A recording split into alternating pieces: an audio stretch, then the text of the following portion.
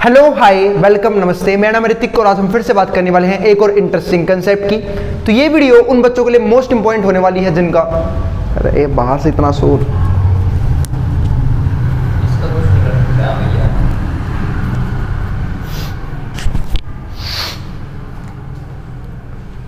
Hello hi welcome नमस्ते, मेरा नाम ऋतिक और आज हम फिर से बात करने वाले हैं एक और इंटरेस्टिंग कंसेप्ट की। तो ये वीडियो उन बच्चों के लिए मोस्ट इंपॉर्टेंट होने वाली है जिनका बीए प्रोग्राम में सेकंड सेमेस्टर एग्जाम अब होने वाला है। करते हैं फिर शुरू एक और इंपॉर्टेंट चैप्टर। तो मैंने एक सीरीज शुरू करी थी स्टैटिस्टिक्स फॉर इकोनॉमिक्स की, उसके ऊपर बहुत सारी वीडियोस अपलोड हो चुकी हैं, बहुत सारे कंसेप्ट खत्म हो चुके हैं और 9 के 9 चैप्टर हमने खत्म कर दिए हैं। आज हम बात करेंगे 10th चैप्टर की इस वीडियो से, जिसमें क्या पढ़ना होगा, joint probability distribution and mathematical expectations. उससे पहले कुछ इंपॉर्टेंट बातें, भाई वीडियो कोशिश करना सीरीज में देखो ताकि कोई भी कंसेप्ट और किसी भी क्वेश्चन आपको कोई भी दिक्कत ना आए। और दूसरी बात, कल जिन दिन का एग्जाम है तो एग्जाम की टाइमिंग क्या रहने वाली है वो जरूर एक बार मेरे को कमेंट में मैसेज कर देना कि कल के एग्जाम की टाइमिंग आप लोगों की क्या रहेगी। आई बात समझ में, मतलब अगर मॉर्निंग शिफ्ट है फिर इवनिंग शिफ्ट है, ठीक है। तो चलो फिर देखते हैं यहाँ पे इस क्वेश्चन में क्या करना है हमें। जॉइंट प्रोबेबिलिटी डिस्ट्रीब्यूशन और मैथमेटिकल एक्सपेक्टेशंस निकालना सीखना है हमें इस चैप्टर में। तो फिलहाल तो मैं इस वीडियो में बात करूंगा सिर्फ जॉइंट प्रोबेबिलिटी मास फंक्शन के ऊपर। अब बात है भाई जॉइंट प्रोबेबिलिटी होता क्या है। देखो अब तक हम ना सिर्फ एक इवेंट को परफॉर्म करते थे और उसके ऊपर सारे काम करते थे, लेकिन इस वीडियो से हम बात करेंगे 2 इवेंट्स के ऊपर, यानी कि एक साथ 2 इवेंट परफॉर्म होंगे, हमें उनकी जॉइंट प्रोबेबिलिटी निकालनी है। काफी आसान कंसेप्ट है। इस वीडियो के बाद जो वीडियो बनेगी ना उसका मैक्सिमम कंसेप्ट आपने पहले से सीख रखा है, बस अब इवेंट चेंज हो जाएंगे। अब तक अब सिर्फ हम एक इवेंट के ऊपर बात करते थे, अब ये 2 से फालतू यानी कि मल्टीपल इवेंट्स के ऊपर हम बात करेंगे एक साथ। चलो फिर देखते हैं। तो it is related to the probability distribution of 2 discrete variables. देखो लिखा भी हुआ है 2 डिस्क्रीट वेरिएबल को हम बात करेंगे इस वीडियो में। It is categorised by the following features. इसके पास ये फीचर्स होंगे। जॉइंट प्रोबेबिलिटी फंक्शन यानी कि पीएमएफ जिसे हम बोलते हैं, ठीक है, इज गिवन बाय pxy, जहां पे हमारा x बिलोंग करेगा, मतलब जो भी एक x वेरिएबल होगा उससे, और y बिलोंग करेगा दूसरे इवेंट यानी कि दूसरा कोई इवेंट होगा y उससे। x और y हमारा क्या है, पेयर ऑफ पॉसिबल वैल्यूज की कौन कौन सी पॉसिबल वैल्यूज बनेगी। अब पॉसिबल वैल्यूज बनने के ऊपर कुछ खास बातें ये हैं कि जो भी आपकी प्रोबेबिलिटी होगी, जॉइंट प्रोबेबिलिटी भी, वो भी 0 से लेके 1 के बीच में होगी। अरे तो सिंपल सा टॉपिक था भाई, सिंपल सी बात है। प्रोबेबिलिटी हमेशा क्या रहती है, 0 से लेके 1 के बीच में ही रहती है। दूसरा केस क्या बोल रहा है उसने कि जो भी सम होगा ना सिग्मा xy का pxy से, वो बराबर होगा 1 के। तो ये वही बात हो गई कि एक सिंपल सी बात है भाई, जब आप कोई भी इवेंट परफॉर्म करते हो तो उसके ऊपर अगर मैं हर एक सैंपल स्पेस की प्रोबेबिलिटी देखूं तो उन सब का सम किसके बराबर आता है, 1 के बराबर आता है। जैसे मान लो सपोज को हमने डाइस डाला, डाइस में 1 आने की प्रोबेबिलिटी कितनी होती है, 1/6, 2 आने की भी 1/6, 3 आने की भी 1/6, ऐसे ही 6 तक सबके आने की प्रोबेबिलिटी होती है 1/6। अगर सबको ऐड कर दूं तो 6/6 यानी कि 1 आपका आंसर आएगा। तो वही बात वो यहाँ पे कहना चाह रहा है, और ये तो है खामखा की कंडीशन, ठीक है, कि pxy बिलोंग्स टू a, मतलब ये दोनों a से ही बिलोंग करेंगे जो भी सेट हमें गिवन होगा। आई बात समझ में। तो अब देखते हैं आगे क्वेश्चन समझते हैं सीधा। ये उन्होंने थ्योरेटिकल बातें थी, समझा दी मैंने कि भाई दोनों की प्रोबेबिलिटी 0 से लेकर 1 के बीच में होगी, आप लोगों को पता ही है। और अगर मैं इंडिविजुअली सम करूं सबका तो वो 1 के बराबर आना चाहिए, ठीक है। आगे बढ़ते हैं, क्वेश्चन पे आते हैं मेन, ठीक है। अब उसने बोला है कि अगर x बराबर 0 हो और y बराबर 0 तो प्रोबेबिलिटी ये होगी 1/6, ठीक है। ऐसे y बराबर 1 की प्रोबेबिलिटी दे रखी है, y बराबर 2 की प्रोबेबिलिटी दे रखी है। जैसे ये x बराबर 0 की प्रोबेबिलिटी है और x बराबर 1 की प्रोबेबिलिटी है। आई बात समझ में। फाइंड द फॉलोइंग, हमें ये निकालना है, हमें को इस क्वेश्चन में ये 2 चीज निकालनी है। फाइंड द फॉलोइंग, जब p मतलब प्रोबेबिलिटी निकालनी है जब x बराबर हो 0 के और y या तो 1 के बराबर हो या लेस देन हो 1 से। आई बात समझ में। तो देखते हैं फटाफट इसकी कौन कौन से केस बनेंगे। एक सिंपल सी बात मैं बोल सकता हूं, px बराबर 0 और y लेस देन 1 पे मात्र 2 केस बनेंगे। एक तो बनेगा हमारे पास कौन सा, px बराबर 0 और y बराबर 0। एक तो ये केस बनेगा, भाई x तो 0 के बराबर है वो तो फिक्स है, तो y या तो 1 से छोटा होगा या 1 के बराबर होगा। तो 1 से छोटा यानी कि 0 एक ही केस बन रहा है, और 1 के बराबर भी एक ही केस बनेगा। तो या तो ये निकाल लेंगे, और एक केस और बन सकता है क्या कि x y हमारा 0 के बराबर ही रहे, ठीक है, और y हमारा क्या हो जाए, 1 के बराबर हो जाए। बस इन 2 को जोड़ देंगे। अब आती प्रोबेबिलिटी निकालनी कैसे, बहुत इजी है, बहुत इजी है, कोई दिक्कत नहीं है आप लोगों को निकालने में। अब x बराबर 0 y बराबर 0, देखो अब x भी 0 y भी 0, प्रोबेबिलिटी क्या हो जाएगी 1/6 आ गया। प्लस में x भी 0 हो y भी 1 हो, x 0 हो y 1 हो, x 0 ये रहा केस y 1, मतलब x 0 ढूंढो। इस लाइन में ये सारी प्रोबेबिलिटी x बराबर 0 की है और इसमें से y बराबर 1 की निकाल लो। तो x बराबर 0 और y बराबर 1, एक ही प्रोबेबिलिटी हमारी काम आएगी, वो है 1/4। और दोनों को जोड़ दोगे आपका आंसर आ जाएगा 6 और 4 का एलसीएम लेना आप लोग को आता ही है। 6 और 4 का एलसीएम लोगे पहले तो कितना आएगा 12।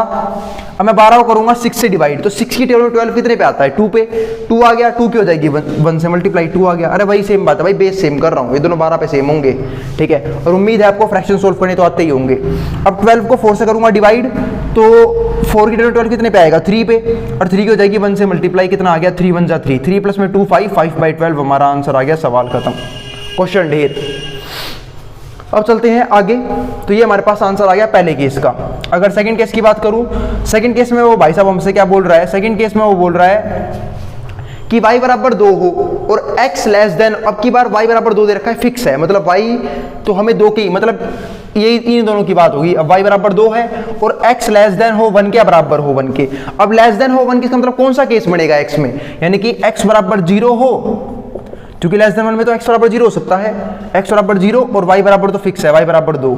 और यहाँ पे क्या हो सकता है, अब देखो x जो है या तो 1 से छोटा होगा या 1 के बराबर होगा, तो 1 के बराबर भी हो सकता है, तो 1 के बराबर भी ले लिया, ठीक है। और y बराबर क्या हो, वो तो फिक्स है, y है हमारा 2। अब ये देखो x0 y2, तो x0 और y2 1/8, इसकी प्रोबेबिलिटी आ गई 1/8। आई बात समझ में। और कभी कभी यहाँ पे लिखा जाता है pxy, इसे हम भी लिख देंगे 02, या फिर pxy, ठीक है, यहाँ पे लिख देंगे 12 ऐसे।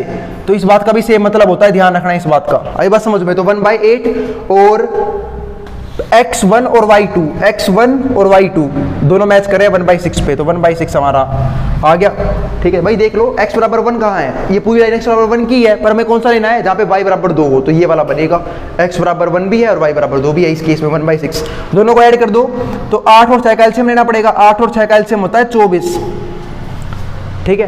तो 24 को मैं कर दूंगा 8 से डिवाइड, तो अब 8 की टेबल 24 कितने पे आएगा 3 पे, और 3 इंटू में 1 कितना हो जाएगा 3, 3 इंटू में 1 हो गया 3। अब 24 को करूंगा मैं 6 से डिवाइड, तो 6 के पहाड़े में 24 कितने पे आता है 6 की टेबल पे 24 आता है 4 पे, 4 इंटू में 1 4 हो गया। ऐड कर दूंगा 7/24, आप लोगों का आंसर आ चुका है, खत्म, सवाल हो गया।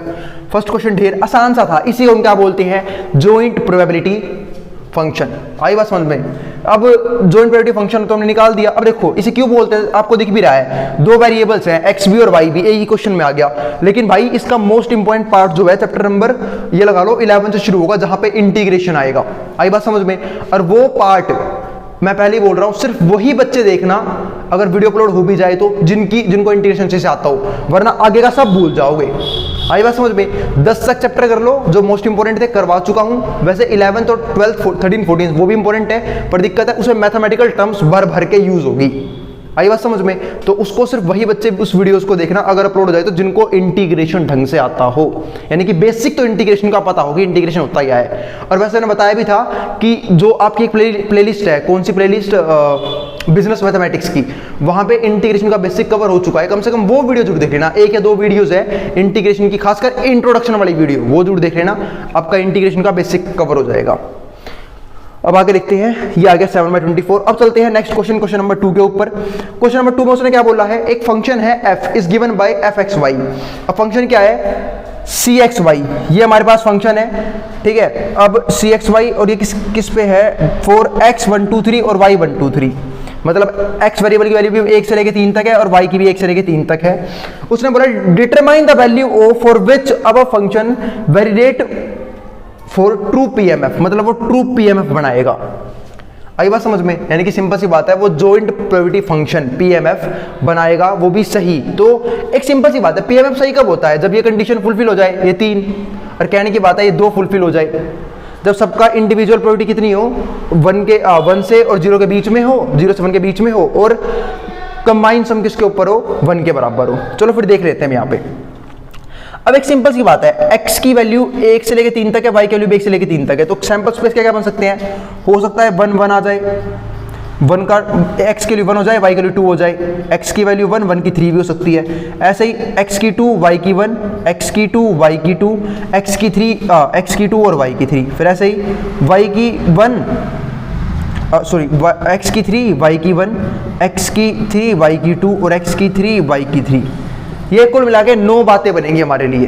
तो अगर मैं यहां से fxy निकालने की कोशिश करूं,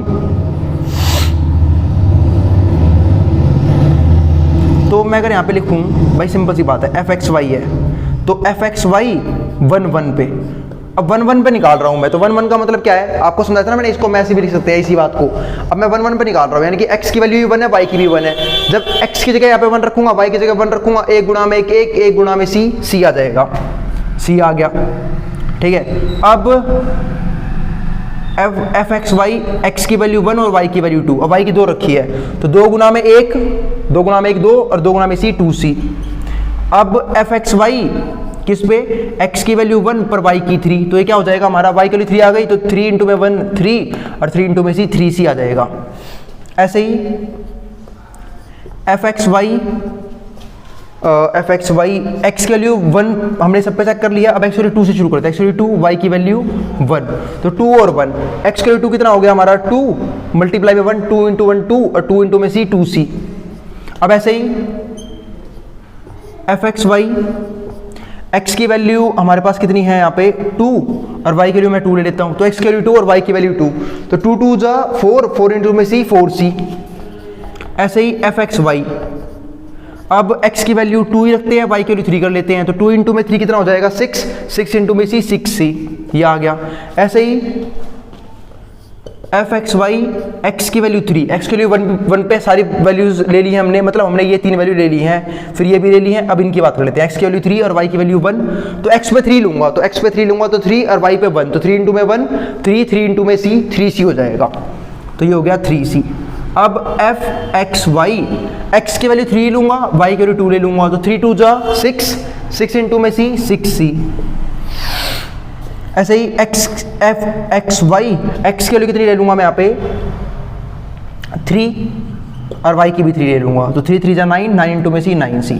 अब एक सिंपल सी बात है, ये सारे पॉसिबल केसेस जो बन सकते हैं इन सबका सम 1 के बराबर होना चाहिए, यानी कि मैं कह सकता हूं c प्लस में 2c प्लस में 3c प्लस में वहां पे 2c प्लस में 4c प्लस में 6c, फिर प्लस में यहां से 3c प्लस में 6c और प्लस में 9c, इन सब का सम 1 आना चाहिए। और जब जोड़ा मैंने यहाँ पे तो 2c और c 3c, 3c और 3c 6c, 6 6 और 2 8, 8 4 12, 12 और 6 18, 18 और 3 21, 21 और 6 27, 27 और 36, 36c बराबर आ गया 1 के। तो क्या यहाँ से c की वैल्यू निकाल सकता हूँ, क्योंकि भाई देखो पीएमएफ ये बोलता है कि सारी प्रोबेबिलिटी यानी कि सारे केसेस की जो प्रोबेबिलिटी है उन सबका सम 1 आना चाहिए, तो इस सबका सम 1 आना चाहिए, तो 36c बराबर आ गया 1 के, तो c की वैल्यू आएगी 1/36, ये हमारा आंसर आ गया। c की वैल्यू आई है 1/36, ये था हमारा पीएमएफ का एक और बेहतरीन सवाल। तो इस तरीके से खत्म हो गया पीएमएफ, पर अभी हमें पीएमएफ सिर्फ इसमें खत्म नहीं करना, अब पीएमएफ के अलग अलग इवेंट आएंगे, यानी कि पीएमएफ पढ़ेंगे हम कंडीशनल में, फिर पढ़ेंगे इंडिपेंडेंट इवेंट्स में, ठीक है। मतलब जितने भी हमने प्रोबेबिलिटी के तरीके सीख रखे हैं उन सब में हम पीएमएफ को अप्लाई करेंगे, यानी कि 2 इवेंट होंगे उन सब केसेस में। आई बात समझ में, इसलिए बोल रहा हूं अब ये चैप्टर रिपीट होगा, सिर्फ पिछले अब तक का पार्ट जो भी हमने पढ़ा है, बस इवेंट डबल हो जाएंगे। अब जिसको जो उतारना है स्क्रीनशॉट लेना वो ले सकता है, मैं हट रहा हूं बोर्ड के सामने से, फिर हम बात करेंगे आगे के सवालों की। चलो फिर हम देखते हैं चैप्टर 10 का एक और इंटरेस्टिंग टॉपिक, जहां पे हम बात करेंगे कंबाइंड प्रोबेबिलिटी, वो भी किसकी, कंडीशनल प्रोबेबिलिटी में। सबको याद होगा कंडीशनल प्रोबेबिलिटी क्या होती है, जिनको याद नहीं है भाई पता नहीं आप लोग एग्जाम में कल कैसे बैठोगे, वो मुझे नहीं पता, बताता हूँ कंडीशनल प्रोबेबिलिटी क्या होती है।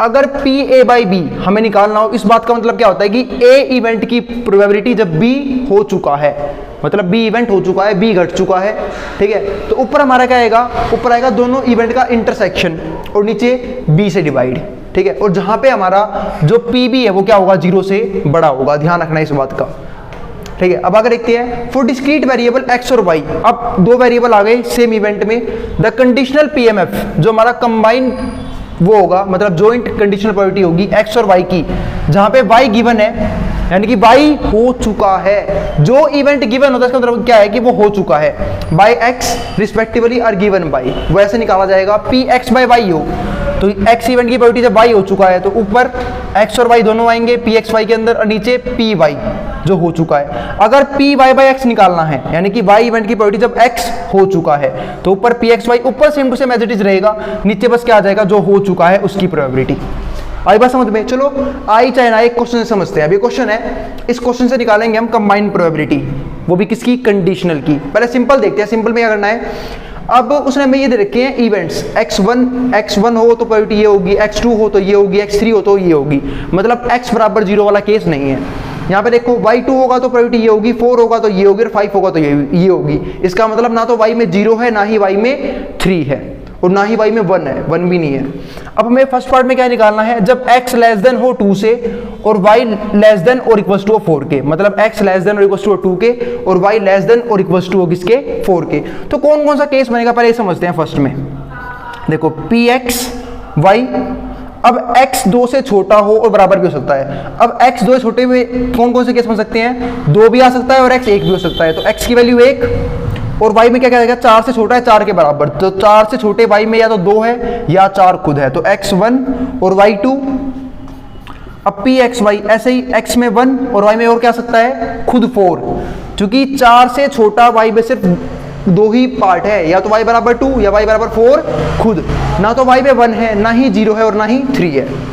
ऐसे ही अब x की वैल्यू उसने बोली थी कि 2 से छोटी हो सकती है तो तुमने ले ली 1, और 2 से बराबर भी हो सकती है तो हमें 2 भी लेना होगा, और x 2 लूंगा और y भी 2 हो सकता है, ठीक है, pxy। और ऐसे ही pxy x हमारा 2 हो सकता है और y 4 भी हो सकता है, ये आ गया। अब निकालते हैं प्रोबेबिलिटी। अब x 1 हो और y 2 हो, मतलब x की प्रोबेबिलिटी 1 हो और y की 2 हो, तो क्या हो गया 1/12, प्लस में x की 1 हो और y की 4 हो, तो x पे 1 हो और y पे 4 हो, ये रहा 1/24। ऐसे ही x पे 2 हो और y पे 2 हो, यानी कि x भी 2 हो और y भी क्या हो 2 हो, तो 1/6।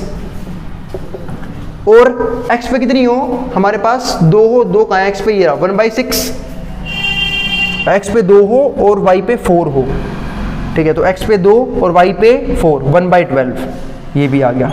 और हमें इन सबका सम करना है तो सम कर लेते हैं प्रोबेबिलिटी का। तो एलसीएम इन सबका कितना हो जाएगा 24, तो इन सबका एलसीएम हो गया 24। अब मैं करूंगा 24 को 12 से डिवाइड, तो 12 की टेबल 24 कितने पे आएगा 2 पे, और 2 मल्टीप्लाई में 1 कितना हो जाएगा हमारा 2। अब 24 की टेबल में 24 कितने पे आएगा 1 पे ही आएगा, तो 1 ही रहेगा यूं का यूं। ऐसे ही 6 की टेबल में 24 कितने पे आएगा 4 पे, तो 4 इंटू 1 कितना हो जाएगा 4। और ऐसे ही 12 की टेबल 24 कितने पे आएगा 2 पे, तो 2 इंटू 1 कितना हो जाएगा 2। सबको ऐड करूंगा, 4 और 2 6, 6 और 1 7, 7 और 2 9/24।